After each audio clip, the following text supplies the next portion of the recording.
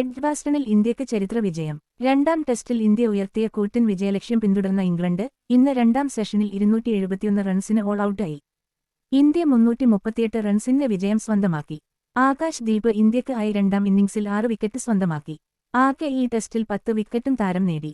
ആദ്യ ഇന്നിംഗ്സിൽ 587 റൺസ് നേടിയ ഇന്ത്യ രണ്ടാം ഇന്നിംഗ്സിൽ അതിവേഗം 427 റൺസ് നേടി ഡിക്ലെയർ ചെയ്തതോടെ കളി പൂർണ്ണമായും ഇന്ത്യയുടെ നിയന്ത്രണത്തിലായി. 608 എന്ന വലിയ ലീഡ് ഇംഗ്ലണ്ടിനെ പ്രതിരോധത്തിലാക്കി. ഇന്നലെ അവർ ബാറ്റിംഗ് ആരംഭിച്ചത് മുതൽ ആകാശ് ദീപും സിറാജും മികച്ച പന്തുകളെറിഞ്ഞു. ഇന്ന് രാവിലത്തെ സെഷനിലെ താരം യുവ പേസർ ആകാശ് ദീപായിരുന്നു. സെൻസേഷണൽ സ്പെല്ലിലൂടെ ഇംഗ്ലണ്ടിന്റെ ടോപ്പ് ഓർഡറിനെ തകർത്ത ആകാശ് ആകെ 4 വിക്കറ്റുകൾ വീഴ്ത്തി. ഡക്കറ്റ്, പോപ്പ്, റൂട്ട്, ബ്രൂക്ക് എന്നിവരെ പുറത്താക്കി. നേരത്തെ മുഹമ്മദ് സിറാജ് ക്രോളിയെ 0-ന് പുറത്താക്കിയിരുന്നു.